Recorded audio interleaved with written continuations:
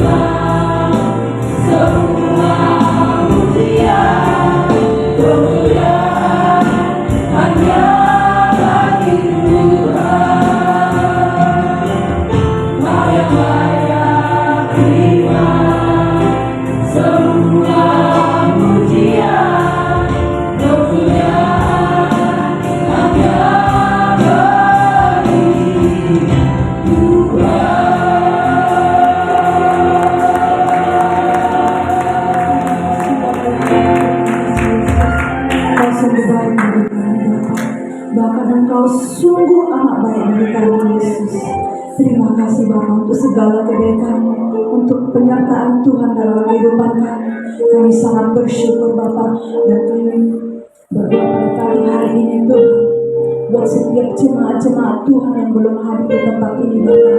Kami percaya penyertaan Tuhan nyata di jalan mereka Bapak.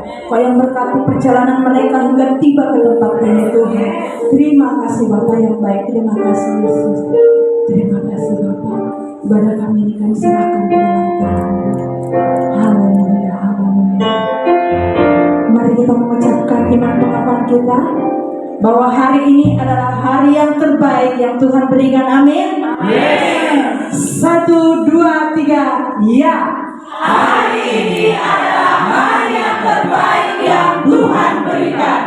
Aku lebih daripada pemenang dalam segala hal dan dapat melakukan apa saja dalam Kristus Yesus.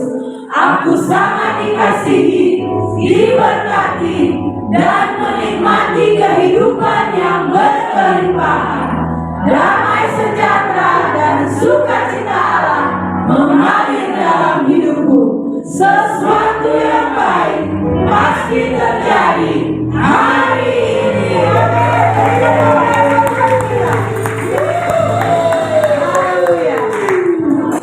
Baik Bapak Ibu Saudara, sudah siap untuk Tuhan? Kita panaskan ruangan dengan satu suara.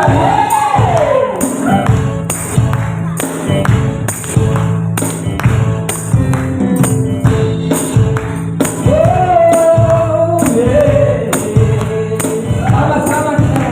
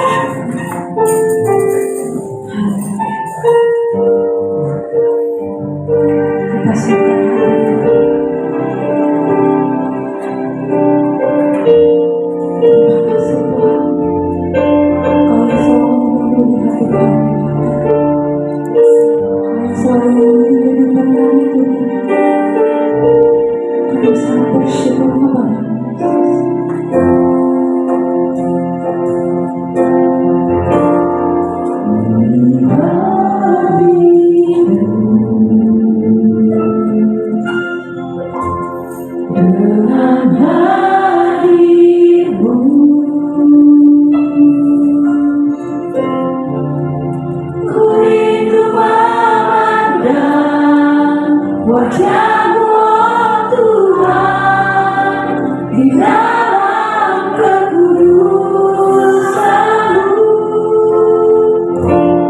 bawaku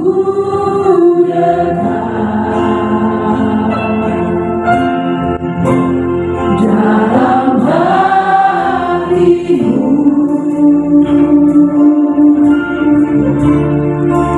Ku rindu mendengar suara-Mu oh Tuhan, di tempat kudus-Mu sekarang. Ku rasakan kasih-Mu dan indahnya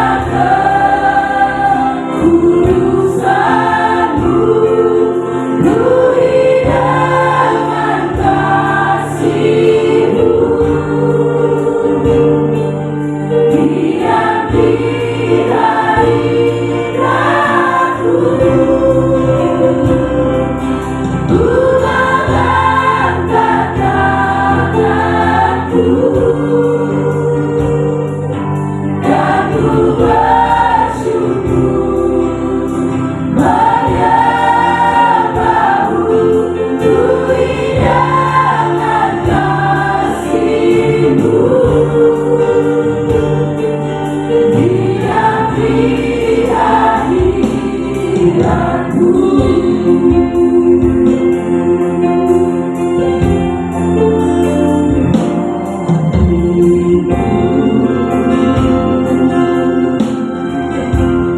Dengan hatimu,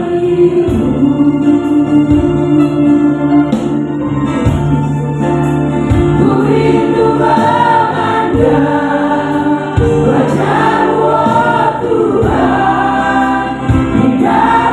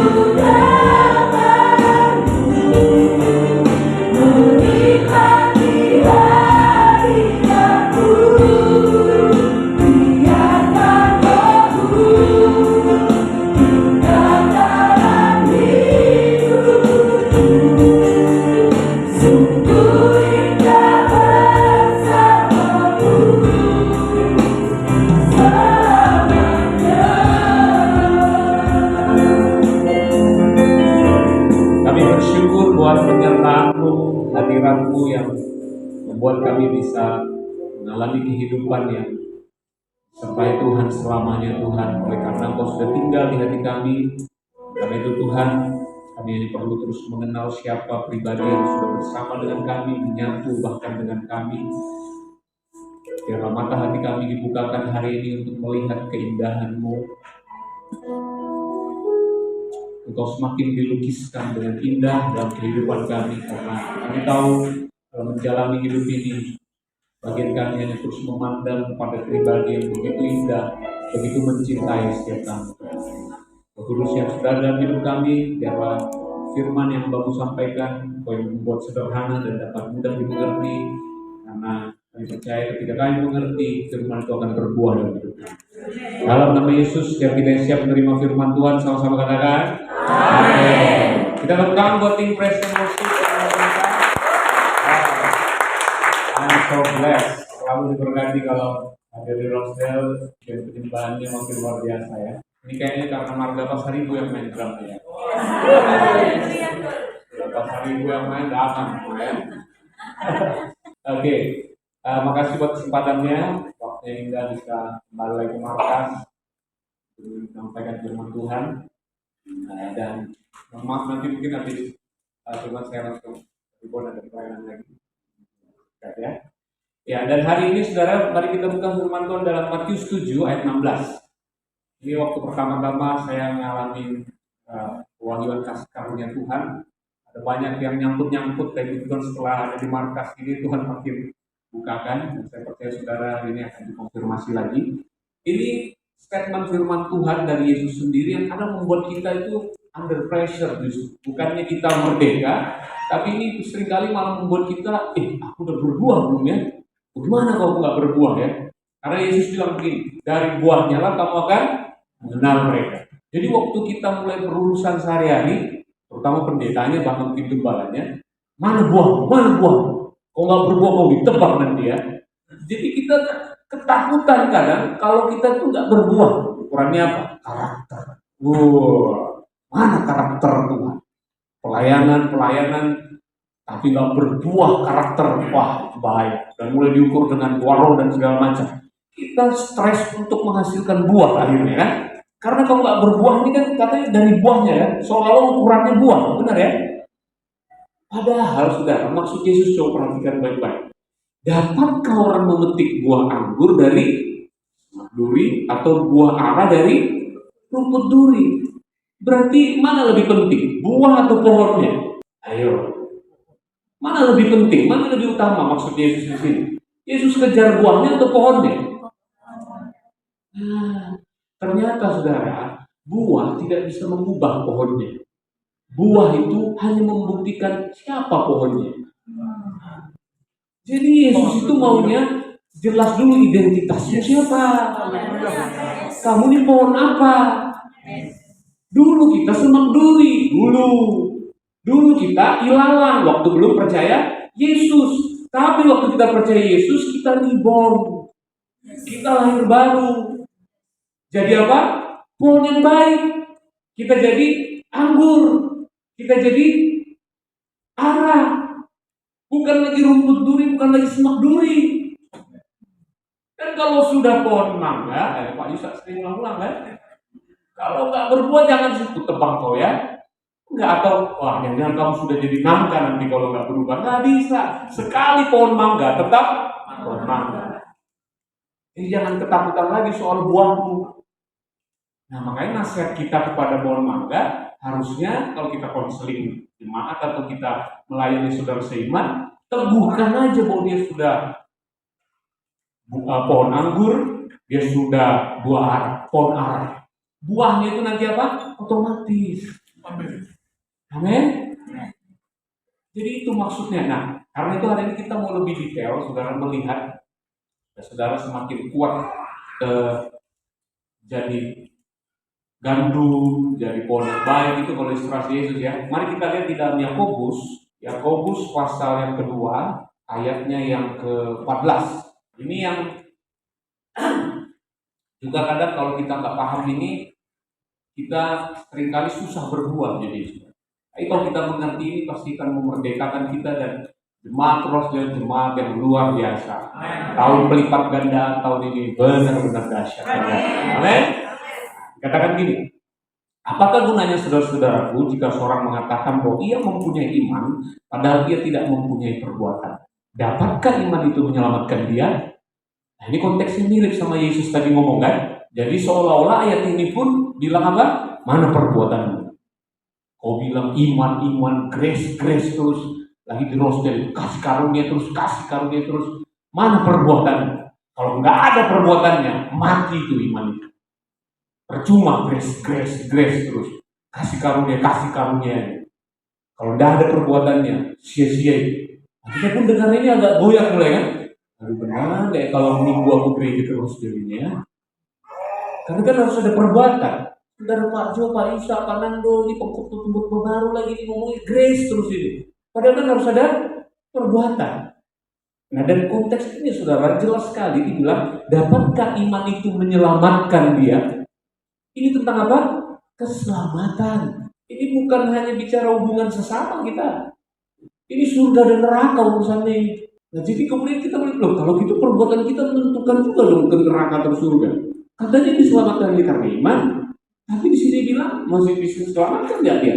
Kalau imannya nggak ada perbuatan. Nah, ini memang kalau saudara sedikit baca sejarah gereja, Martin Luther pun sampai stres. Karena dia bilang sola fide, sola gratia, sola itu lah ya. Tapi dia bilang kok ada di Alkitab, mas saya bilang iman tanpa perbuatan mati. Jadi menurut saudara ini harusnya nggak masuk kanon ini. Kitab Yakobus harusnya nggak boleh ada di dalam Alkitab. Karena bikin membingungkan. Iman saja harusnya kok ada perbuatan lagi. Padahal sudah kita lihat konteksnya ini apa?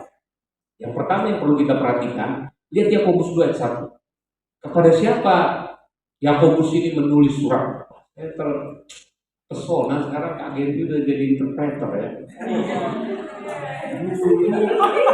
Karena ini bahasa Batak sekarang udah dia itu yang terjadi ya. Menerjemah mas ke bahasa Inggris lagi pak. Ini kan saya ini sama Mandarin pak ya. Tadi terjemah luar biasa, memang dahsyat ya. Nah, kepada siapa saudara kitab Yakobus ini dibuat? Dikasih ke siapa? Yakobus 2 ayat 1, Yakobus 1 ayat 2, Yakobus 1 ayat 1. Agar kaget ini ya. Fokus saya, Tuhan yang dahsyat. Salam dari Yakobus, hamba Allah dan Tuhan Yesus Kristus kepada siapa? Jadi surat ini dibacakan untuk siapa? Orang Israel. Ingat itu, audiensnya bukan orang Batak, bukan orang Toraja, bukan orang Chinese, bukan Gentile, kepada orang Yahudi. Ingat itu, ya itu dulu sasaran Yakobus menulis. Begitu jangan cepat-cepat GR. Karena kita kalau baca kita suka kali GR. Bukan tentang kamu tadi, istilahnya emailnya bukan untukmu, kau buka pula. Itu pelanggaran hukum, saudara. Jangan baca sembarang email. Ditujukan ke siapa? Ini ditujukan ke siapa? 12 suku. Ingat itu ya, itu dulu supaya kita aplikasi ke diri kita nanti nggak sembarangan. Pas sembarang buka ayat iblis adalah bapakmu. Ada kan ayatnya gitu kan? Gara-gara apa yang kamu ngomong hari ini Tuhan berbicara nggak tunjuk. Iblis adalah bapakmu nggak? Takut kita baca ayat itu. Padahal kan itu siapa Yesus ngomong ke orang Farisi yang mau membunuh Yesus. Iya kan? GR pula kita pikir Yesus lagi ngomong sama kita. Kalau buka Alkitab King James warna merah pula ayatnya kan? Berarti Yesus yang ngomong. Dan ini Yesus ngomong ke kita. Enggak. Ayat itu untuk orang yang tidak percaya. Walaupun dia nyembah Yahweh, nyembah Allah yang benar. Dan dia nggak benar. Dia bapaknya sebenarnya iblis, ngaku-ngaku anaknya Yahweh. Gitu ya. Jadi hati-hati saudara, kalau nggak ngerti konteksnya itu kita bisa salah. Jadi kita kembali ke Yakobus 2. Jadi jelas ya, ke siapa kan? Ayat 15. Apakah maksudnya benar iman harus ditambah dengan perbuatan? Yakobus 2:8-9 bilang kamu selamatkan karena kasih karunia oleh iman. Jadi sebenarnya cukup nggak iman? Kita lihat. Kemudian 15. Jika seorang saudara atau saudari tidak mempunyai pakaian dan kekurangan makanan sehari-hari, dan seorang di antara kamu berkata, selamat jalan, kenakanlah kain panas dan makanlah sampai kenyang, tetapi ia tidak memberikan kepadanya apa yang perlu bagi tubuhnya, apa gunanya itu? Jadi harusnya relevan katanya. Iman sama perbuatan itu harusnya nyambung. Gak bisa, itu aneh loh Mas Bro ya. Tuhan berkati. Ini lagi lapar. Bensin udah habis, berdoa aja dulu, berdoa nanti Tuhan isi. Gak bisa ke pom bensin, Pak mari kita berdoa. Jadi gak bisa. Ditahan itu gak bisa keluar pom bensin. Mesti dibayar, mesti ada perbuatannya. Nah, kemudian ayat 18. Bagaimana relevansinya iman dan perbuatan? Tetapi mungkin ada orang berkata, padamu ada iman dan padaku ada perbuatan. Aku akan menjawab dia, tunjukkanlah kepadaku imanmu itu tanpa perbuatan. Aku akan menunjukkan kepadamu imanku dari perbuatanku. Ingat, ini kepada orang Israel tadi ya. Jadi orang Israel yang ngakunya percaya Yesus, bilang gini, aku percaya kok Yesus. Aku percaya Yesus, dia juru selamat. Udah cukup itu. Tapi dia gak ada perbuatannya. Nah, Yakobus bilang, ini orang Israel yang benar, dia kan orang Israel. Dia bilang begini, oke, kamu bilang kamu percaya Yesus, aku tunjukkan percaya Yesus dari perbuatanku. Jadi ini sama-sama konteksnya yang dibahas itu iman. Tapi iman yang benar yang mana? Jadi itu dulu, jadi bukan langsung ke perbuatannya, saudara. Ini ngomong tentang mana iman sejati itu. Kita kan sukanya ke buahnya langsung kan. Padahal Yesus tadi bilang, pohonnya yang lebih penting. Dan inilah yang membuat kita, iman inilah yang membuat kita jadi pohon yang benar atau bukan. Nah, ditunjukkan dengan apa? Perbuatannya. Nah, di konteks ini saudara, kemudian dijelaskan, ya kita baca dulu nanti. Kita berjelaskan ayat 19. Engkau percaya, mulai dibedah imannya tadi kan? Karena dia punya iman. Engkau percaya bahwa hanya ada satu Allah saja. Nah, gitu kan, dia orang percaya loh.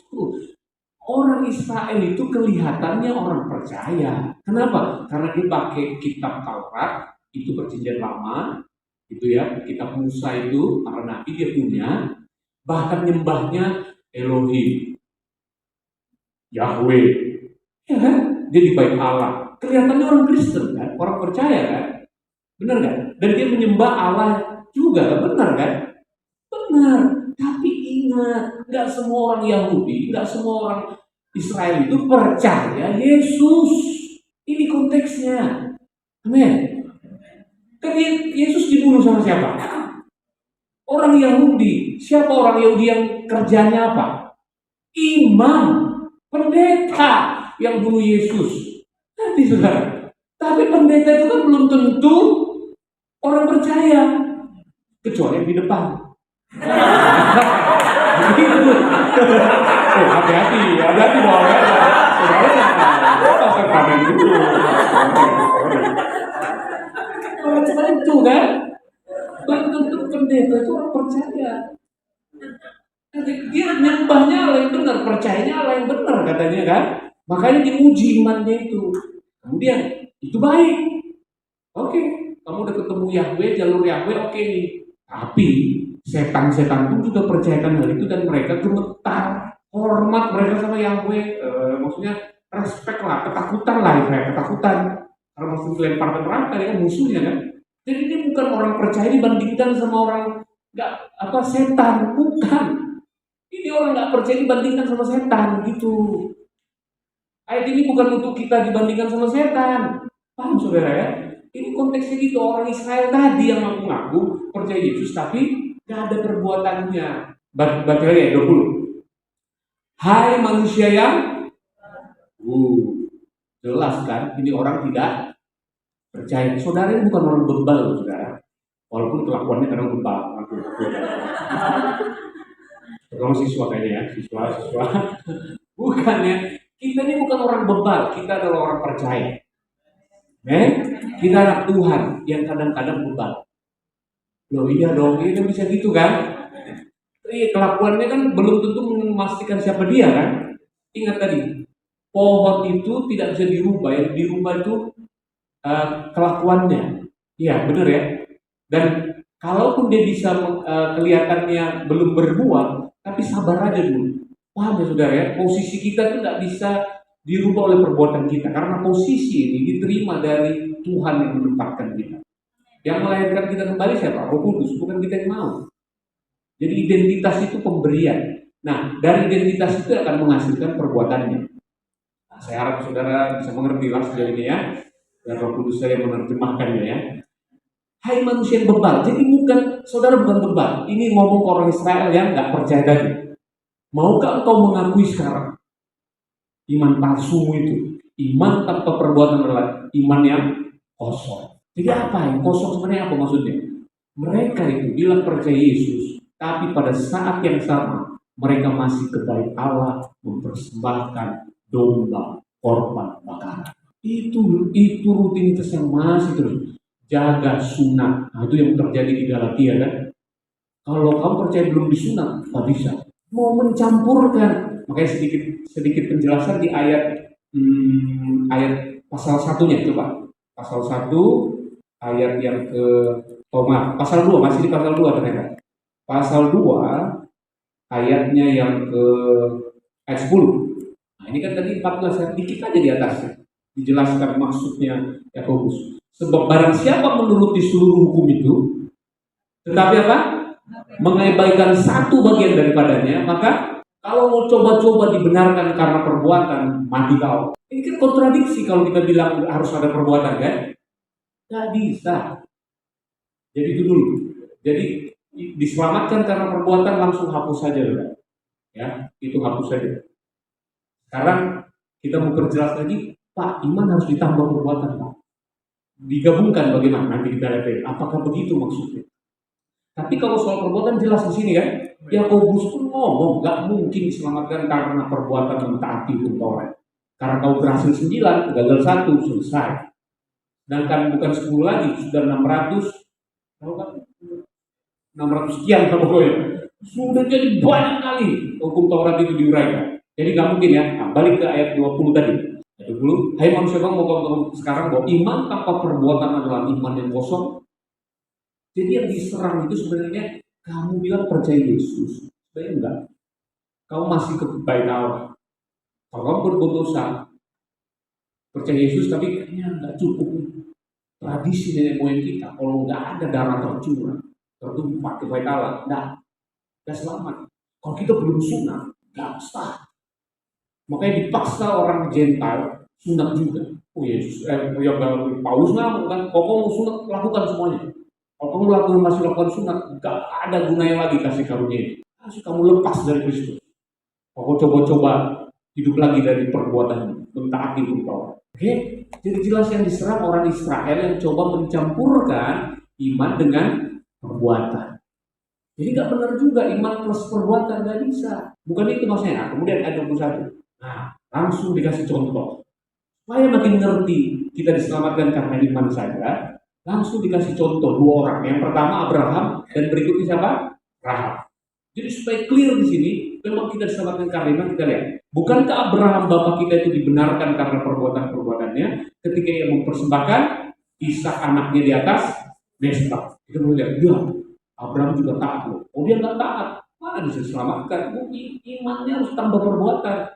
Oke, yang dikasih contoh perbuatan yang ini kita bilang keselamatan plus perbuatan ya. Jadi Abraham percaya ditambah perbuatan. Nah, kita kan mau tahu perbuatan apa yang bisa meneguhkan kita supaya kita bisa selamat. Apa yang harus lakukan? Kalau teladan Abraham, dia ngapain? Artinya apa? Pembunuhan. Siapa yang mau kita bunuh supaya kita benar? Jadi jihad yang begini bahaya. Membunuh manusia seolah berbuat bakti kepada Allah. Hah? Are you sure? Perbuatan membunuh jadi contoh, Pak itu bukan soal membunuhnya Pak, ini taat Tuhan suruh. Ini tapi masa Tuhan suruh membunuh supaya dia menunjukkan imannya? Nggak ada contoh yang lain apa? Kasih persembahan kayak pelayanan asyir, atau nolong fakir miskin, atau ya senyum sama istri, senyum ke suami, titipan ini suami titipan. Layan orang terdekat dulu. Yang mana perbuatan apa? Kok membunuh sih yang dipakai? Terus pertanyaan berikutnya, oke, nggak usah Pak, jangan terlalu vulgar Pak, membunuh. Tak. Oke lah, oke. Berapa kali Abraham taat seperti ini kepada Tuhan? Kok dia taat waktu keluar dari itu loh Pak? Tunggu, keluar dari Ur Kasdim taat. Coba baca baik-baik. Yang disuruh keluar siapa? Abraham. Yang keluar siapa? Bapaknya dibawa, ponakannya dibawa. Siapa yang disuruh keluar? Abraham. Taat nggak? Enggak. Berapa kali disuruh keluar kalau mau keluar? Taat. 2 kali.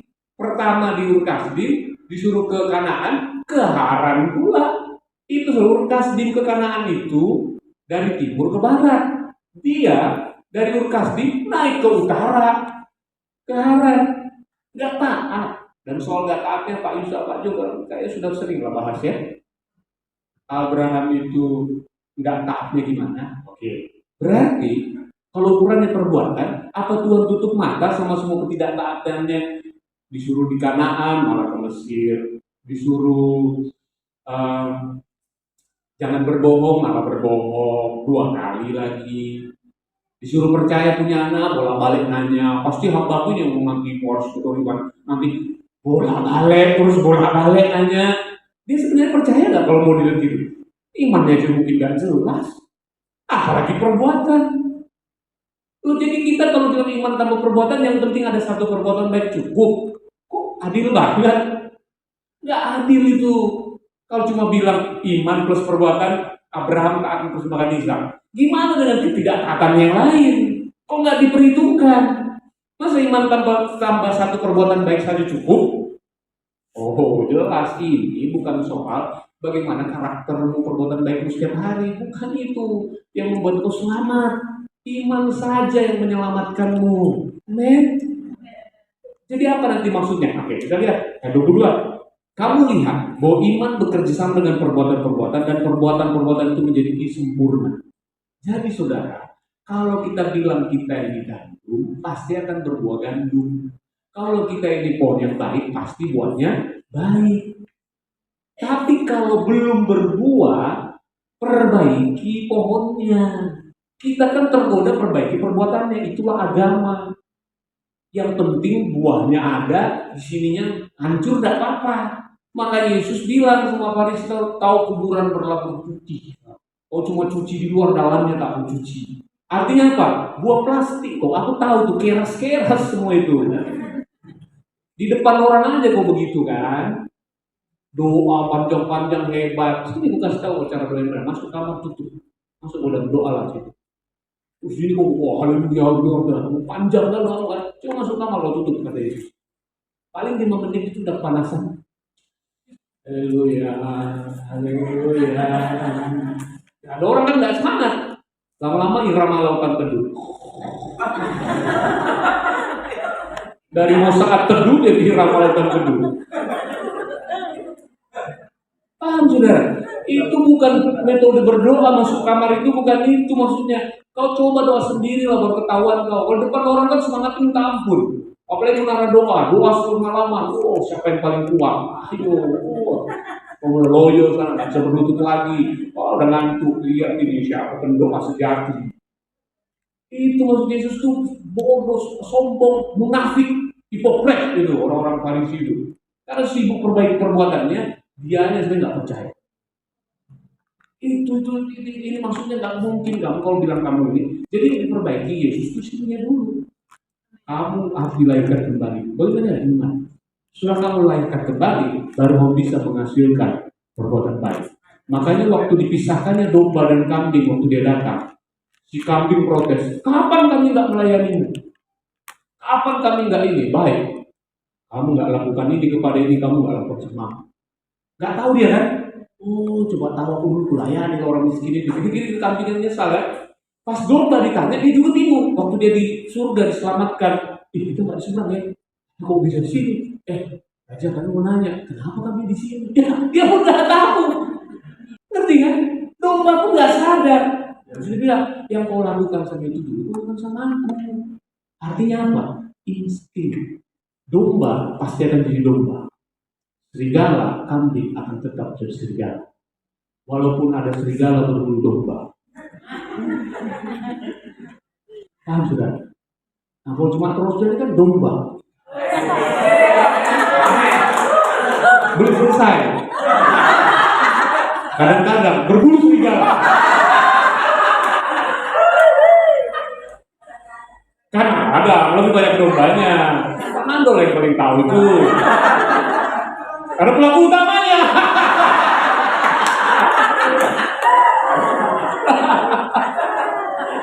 Apalagi di depannya. Wah sudah insting, natural. Kalau udah domba pasti domba. Tuhan tuh nggak pernah takut sama kita. Makanya dia langsung garisnya tegas. Kau nih, kau dia kau tak dilahirkan kembali, habis kau. Mesti jadi pohon yang baik dulu, mesti jadi domba dulu, baru bisa menghasilkan perbuatan-perbuatan baik. Amin. Jadi sempurna. Mulai 23. Dengan jalan demikian genap nanas yang mengatakan lalu percaya Abraham kepada Allah, maka Allah memperhitungkan hal itu sebagai kebenaran karena Abraham disebut sahabat Allah. Jadi sebenarnya apa makna dia mempersembahkan Ishak? Itu sebenarnya gini. Ini bicara tentang Injil. Bapak itu lagi mau share hatinya karena begitu besar kasih Allah kan dunia sehingga dia mengorbankan anaknya yang tunggal. Soal anak yang tunggal, Abraham mengerti banget. Bayangin langkah naik ke Moria itu, sebelahnya naik terus Pak, kayu udah ada, ini udah ada, dombanya mana Pak? Masa dia bilang kau lah, mati kau hari ini. Bapak mana yang tega? Itu sudah naik puncak, mikir itu apa nggak beratnya minta ampun itu Abraham. Dia harus bunuh anaknya sendiri di atas. Itu langkah terberat yang pernah Abraham lewati. Di tengah kemustahilan dia bisa punya anak. Sekarang diminta lagi anak itu. Hancur hati Abraham itu setiap naik itu. Seperti Ridwan Kamil. Tangisan yang tak ada ya. Hati Abraham itu begitu sampai di atas. Tuhan bilang, stop Abraham. Nah, lihat itu. Anak domba Allah. Ambil dia. Korbankan. Kau paham Abraham apa yang merasa? Dia tidak menyayangkan anaknya. Seolah-olah dia lebih sayang saudara daripada anak. Itu iman yang menyelamatkan. Itu yang dipesankan kepada Abraham di kisah ini. Bukan tentang perbaikan moral. Saya setuju sama Pak Yusuf. Abraham itu bukan bapak bermoral, bapak berkarakter. Tapi bapak orang percaya. Kalau berkarakter, Pak Supri jauh lebih berkarakter. Sorry lah, salah ya. Istri yang saya gitu ya. Iya kan? Ini tentang iman. Oke lanjut. Waktu saya udah habis ya. Sini masalah waktu itu mau habis. Bicara kalau waktunya habis sini udah. Kemudian ayat 24. Jadi kamu lihat bahwa manusia dibenarkan karena perbuatan kebaikan, bukannya karena baru kita tahu di sini. Perbuatan iman itu lahir dari iman. Jadi bilang grace sama perbuatan apa? Ya perbuatan itu grace works. Perbuatan yang lahir dari kasih karunia. Perbuatan dimampukan oleh kasih karunia, bukan kekuatan kita. Saudara kalau bisa sayang istri, sayang suami itu bukan karena suami saudara, istri saudara baik. Kemarin Pak Jun kasih cerita, dia kasih ilustrasi ya. Kenapa kita bisa kasih aqua ke orang lain? Karena aqua itu dikasih dulu ke kita. Kita bukan punya pabrik aqua kan? Kita dikasih dulu aqua, baru kita bisa kasih ke orang lain kan? Jadi gampang lah karena kita udah terima dulu. Makanya bukan kamu yang mengasihi aku, tapi aku yang mengasihi kamu terlebih dahulu.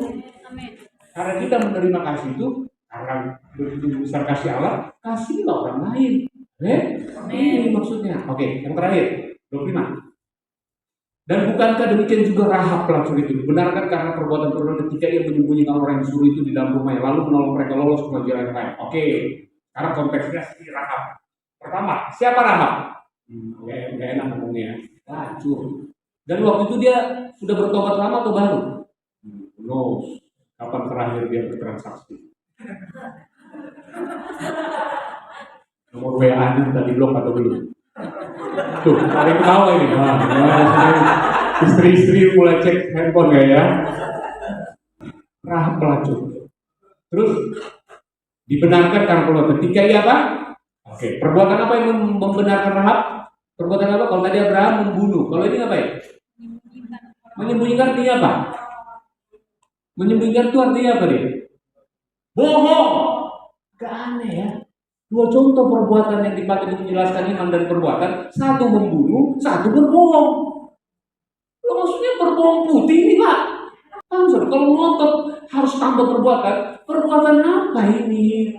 Cuma perbuatan masak yang enak, ngasih fakir miskin, kita gak nyambung kan? Tapi giliran perbuatannya berbohong, bohong. Gimana? Bukan, saudara. Di sini itu bukan ngejar perbuatan yang karakternya, bukan. Itu akibat. Tetap memang iman aja. Right believing will produce right living. Kalau belum right living, make sure right believing yang dirubah. Sabar aja dulu, lap-lap dulu itu maaf kotorannya. Karena itu pasti akan ada. Tapi kalau mindsetnya belum dirubah, akan gitu terus dia. Makanya itu disebut bertobat, pembaruan akal budi. Imannya, kepercayaannya yang dirubah dengan perbuatannya. Perbuatan itu akibat. Kalau saudara masih percaya itu, nggak berubah perbuatan saudara. Bisa sih dibuat-buat di depan orang belakang. Aku masih seperti yang dulu. Gitu lagunya. Tapi kalau mindsetnya berubah, imannya benar, perbuatannya benar. Makanya kita kan di sini ngomongin saudara orang benar, saudara orang kudus, saudara anak Allah, saudara domba. Kadang kayak serigala, domba tapi domba. Kan gitu. Saudara dikuatkan terus identitasnya, pasti perbuatannya nanti ikut. Terus ayat 26. Sebab seperti tubuh tanpa roh dalam hati, demikian juga iman tanpa perbuatan dalam hati. Nah kalau konteks Rahab itu memang itu lagi-lagi gambaran Injil. Bagaimana Rahab itu membuka hatinya untuk percaya Yesus masuk dalam hidupnya. Dia buka pintu itu cuma satu kali untuk pengintai itu. Dan kalau dia bilang itu berbohong di situ dalam konteks perang. Kalau dia nggak bohongi tentara yang membunuh pengintai, rencana Tuhan tanda kutip bisa berantakan itu untuk menguasai Kanaan. Jadi ini konteks perang. Makanya dia karena sudah percaya, dia diperhitungkan sebagai orang Israel, orang pilihan. Karena dia sudah percaya, makanya dikasih tanda rumahnya kan. Ini orang kita, kira-kira gitu. Dia tidak orang percaya. Oke? Nah, kok bisa Pak bohong? Itu sama kayak gini. Saudara bisnis, saudara nggak mungkin jujur waktu ditanya, Pak berapa ini? Oh 100.000. Wah betul. Emang modal berapa? Modal beli 20.000. Nah nggak boleh. Bisnis nggak boleh ngomong modal. Kalau nggak bisa berbisnis, jangan jadi bisnis, itu berbeda aja. Bisnis tuh nggak boleh kasih tahu rahasia resep dapur, modal berapa, nggak boleh. Kita harus jujur Pak, nggak bisa. Contoh ekstrim, saudara jadi polisi, jadi tentara, perang, musuh udah dekat, saudara mati atau dia mati, pas mau ditembak, nggak boleh, bilang membunuh. Saudara kalau nggak mau bunuh orang musuh di sini konteksnya, jangan jadi tentara, jadi dokter, jadi perawat. Paham saudara? Konteksnya dilihat. Main sepak bola, penalti. Aku tendang ke kiri ya, oh oke, aku lupa sana, oke. Pas tendang ke kanan, belok, marah kipernya, kok nak Tuhan lo? Kok pendeta kan main bola kan? Pakan dulu ini, khotbah aja, tendangan nipu terus. Masa kita komplain begitu di lapangan? Main basket, dia mau shoot tiba-tiba dia trik shoot, dia udah lompat, salah di sini. Wah, di kota ini shoot, kenapa kok tak jadi bohong ya? Lihat konteksnya saudara. Rahab itu berbohong karena perang. Itu perang jelas di situ. Dilindungi tentaranya Tuhan ini. Paham saudara? Makanya kita hidup oleh roh, bukan oleh peraturan tertulis. Roh Kudus nanti yang tolong. Makanya pebisnis mau nanya, Pak, boleh kasih amplop nggak ya Pak? Pak bisa begini nggak ya Pak? Saya bingung kadang jawabnya karena saya nggak tahu konteks-konteksnya itu dia lagi apa. Saya cuma bilang gini, Pak, gini. Saya nggak bisa jadi CCTV 24 jam Bapak gimana. Tapi saya cuma bilang, Bapak orang bersih, Bapak orang kudus, berbisnislah selayaknya orang bersih, selayaknya orang kudus. Maksudnya gimana Pak? Ini, Kalau orang kotor, boleh nggak masuk ke kamar? Nggak boleh, Pak. Ke halaman, itu pun nggak boleh, Pak, sebenarnya. Di luar aja. Karena dia orang kotor. Orang kotor boleh nggak ke tempat sampah? Orang kotor. Boleh lah ya, sama kan? Sekarang kayak, kalau orang bersih, boleh nggak ke kamar kita? Boleh. Boleh nggak kalau mau boleh? Ke kamar aja udah boleh. Orang bersih boleh nggak ke tempat kotor? Boleh. Orang bersih mah bebas. Sudah itu sudah dibersihkan bebas. Tapi coba lihat bedanya begini. Oh, Pak, bebas ya Pak. Tunggu lihat dulu. Ini Pak Paris tuh Bapak tulis Pak Rokbo lagi Pak. Bebas Pak ya. Iya bebas. Coba lihat.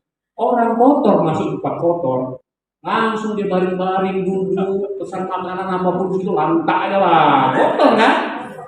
Sudah kotor ngapain lagi? Tapi coba orang bersih. Ke tempat lain kotor loh. Oh iya. Begitu masuk. Bau ya. Nah mulai hati-hati di sana kan? Sentuhnya pun yang pakai tisu lah ya. Mau mana ada orang bersih? Itu betul kotor ya?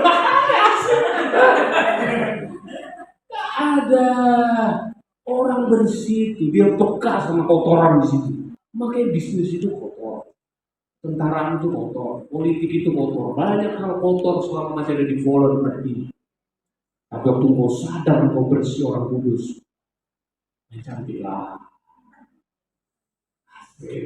Buatlah keputusan dari hatimu yang bersih itu. Kau tahu lah atur-atur itu. Asik. Tolong jangan lihat ini ya. Nggak mungkin kan, makanya kalau saya khotbah ke domba, cepat nyambung ini. Kalau serigala yang dengar ini, makin muncul serigalanya. Benar kan? Makanya Yesus bilang, cerdiklah seperti ular, tulus seperti merpati. Pak udah lahir baru beda Pak, oh gimana? Cerdik seperti ular, cerdik seperti merpati, tulus seperti ular. Ini Pak Narbat, ini aku yang tahu dan kan? Itu maksud kita itu bisa di dalam dunia ini, makanya di sini Pak, Bu, dari sini dengar Yesus ngomong apa di hatimu, bukan kata pendetamu, bukan kata orang, hiduplah apa kata Roh Kudus yang ngomong dia. Tahu pasti kau membedakan mana gas mana rem. Kalaupun salah, Roh Kudus akan ngomong balik kok. Karena walaupun terpegang itu, terpegang. Gak mungkin bilang, entahlah, gak bisa. Cuci lagi. Amin. Kena. Gimana? Udah sekalian balik? Enggak. Cuci lagi. Kita gak akan tahan sama yang kotor. Itu maksudnya di rahab. Nah, ayat terakhir. Ada petunjuk. Kita selesaikan. Udah ya? Saya mau petunjuk. Udah. Habis Pak.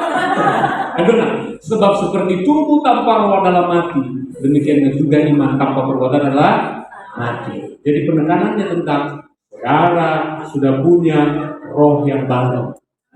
Sekarang ekspresikan itu keluar tanpa paksaan. Sadari bahwa ciptaan. Mari kita berdoa. Bapa, kami bersyukur buat kebenaran firman-Mu karena kebenaran-Mu selalu memerdekakan kami. Hari ini kami terus disadarkan bahwa kami adalah ciptaan yang baru. Kami sudah jadi domba. Kami disebut pohon yang baik. Kami sudah menjadi pohon anggur itu. Dan Kaulah sang pokok itu. Kau sudah hidup di dalam kami, tinggal di dalam kami. Karena kami terus mau belajar mengubah pembaruan akal budi kami, mengenal siapa kami dan siapa Engkau yang sudah tinggal di hati kami selama-lamanya. Dalam nama Yesus kami berdoa mengucap syukur. Setiap kita yang percaya sama-sama katakan amin. Berikan kemuliaan buat Tuhan. Terima kasih Pak Taris, Allah sedang berjalan. Mengingatkan kita kembali bahwa kita orang-orang benar. Amin. Kita akan melakukan perjamuan kudus. Kita semua berdiri. Kita nyanyikan karena salib. Saya mengundang untuk pengerjaan umat hidup. Nanti hidupku kau berikan hidup yang baru. Darahmu menyucikan, pulihkan hatiku. Ku nyatakan kau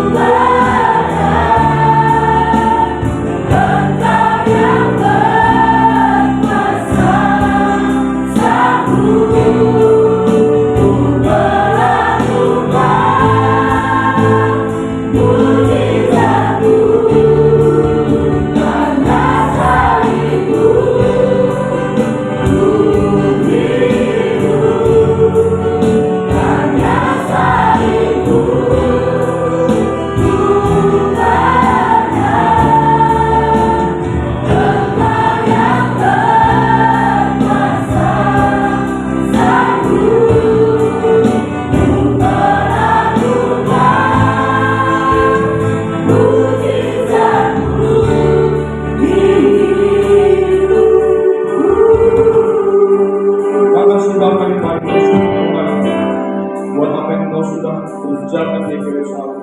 Kami mau mengingat Tuhan apa yang sudah kerjakan.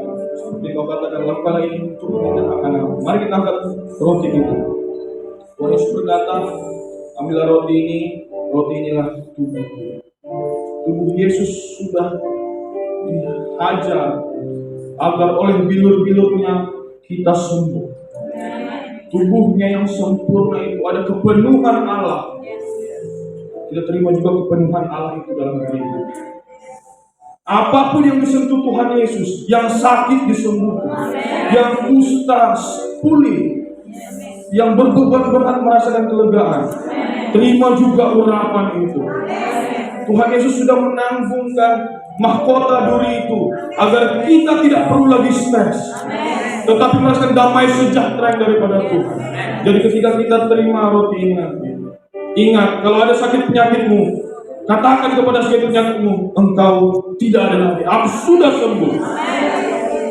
Jadi ketika kita terima itu, ingat itu, bahwa kita telah disembuhkan. Mari kita terima. Angkat anggur kita. Tuhan Yesus berkata, terimalah anggur ini karena inilah darahku. Perjanjian baru dimulai oleh darah Yesus yang bertumpah, menebus kita dari dunia kegelapan menuju terang yang ajaib, dari budak dosa menjadi anak-anak kebenaran. Dulu kita dikejar-kejar kutub, hari ini kita dikejar-kejar berkat Tuhan, dikejar kebajikan dan kemurahan Tuhan. Hari ini jika engkau menantikan jawaban Tuhan, ingat bahwa engkau orang benar. Orang benar besar doanya, besar kuasa.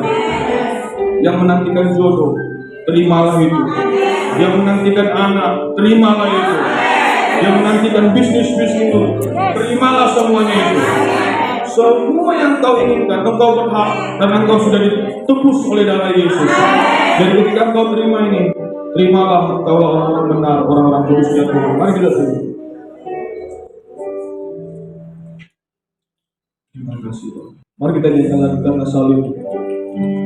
Karena salibmu ku hidup, karena salibmu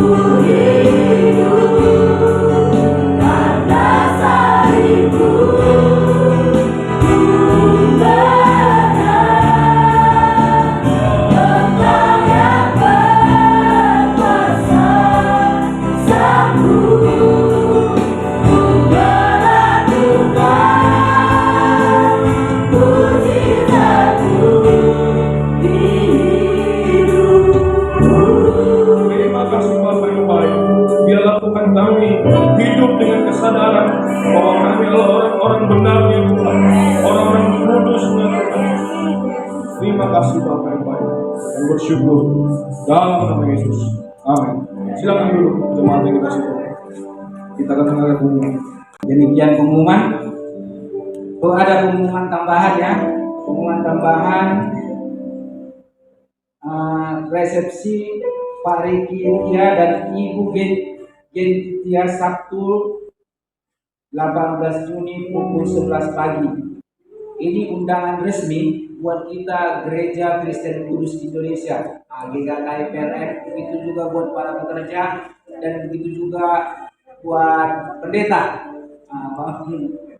Semua kita diundang. Dan saya persilakan buat Miss Genty dan Pak Riki, please.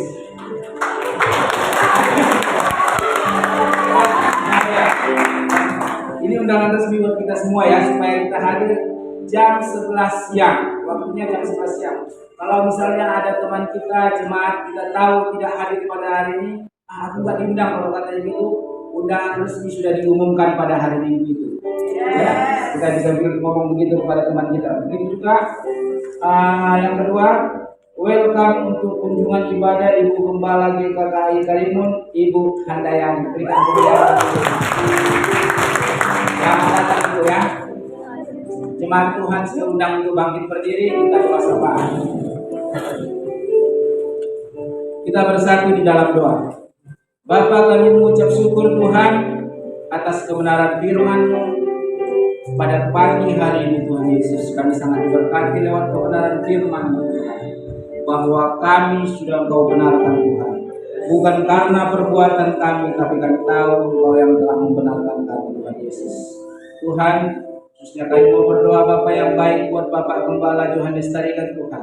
Dimanapun pada saat hari ini berada Bapak yang baik, biarlah Engkau yang memberkatinya Tuhan. Engkau berkati keluarganya, berkati pelayanannya Tuhan Yesus.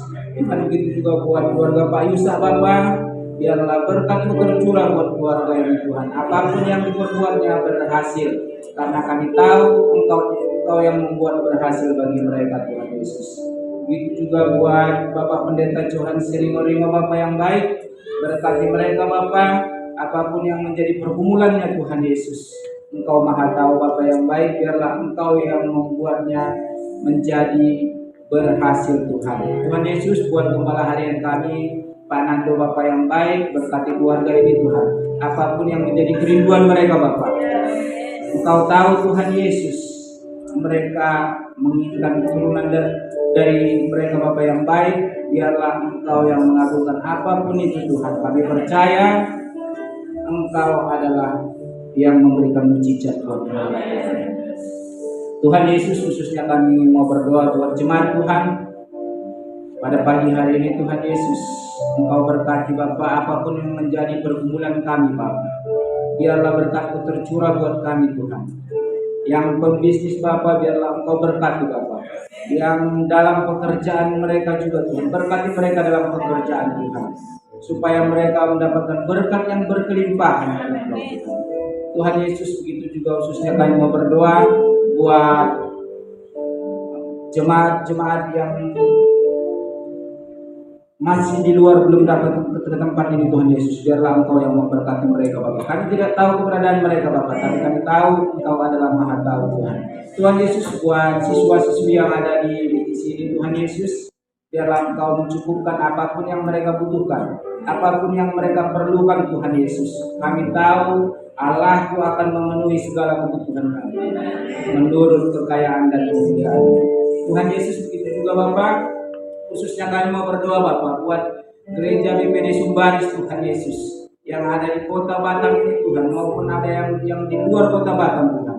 Mari Bapak yang baik, biarlah Engkau berkati para gembala-gembala untuk memimpin jemaatnya Tuhan. Kami Kau berikan hikmat marifat daripada Engkau Tuhan, supaya mereka bisa membuat jemaat mereka berkembang dan gerejanya berkembang Tuhan. Tuhan Yesus, begitu juga Bapak yang baik, khususnya kami mau berdoa buat pemerintahan negara Indonesia ini Tuhan, mulai Bapak Presiden Jokowi, Wakilnya Maruf Amin Tuhan Yesus. Biarlah Engkau yang memberikan berkat buat mereka Bapak, berikan hikmat marifat-Mu buat mereka Bapak, supaya mereka dapat memimpin bangsa dan negara kami ini Tuhan Yesus. Begitu juga Bapak buat gubernur sampai kepada RT RW Tuhan Yesus. Biarlah Engkau yang memberkati mereka Tuhan. Tuhan Yesus, inilah doa dan permohonan kami Tuhan, hanya di dalam nama Nabi Yesus Kristus yang hidup kami berdoa dan mengucap syukur. Amin. Mari kita angkat tangan kita kepada Tuhan. Terimalah kebenaran hari ini bahwa Engkau orang-orang benarnya Tuhan. Bahwa biarlah kasih karunia itu yang memampukan kita untuk berbuat. Dimanapun kita berada, dalam pekerjaan kita, dalam keluarga kita, dalam bisnis kita, dalam pelayanan kita, dalam kehidupan kita semua, biarlah berkat-berkat Tuhan, mujizat Tuhan, tanda-tanda heran mengikuti Engkau. Terimalah itu berkat daripada Allah Bapa dan penyertaan anaknya Yesus Kristus dan tuntunan Roh Kudus dari hari ini sampai selama-lamanya. Setiap kita yang diberkati sama-sama kita katakan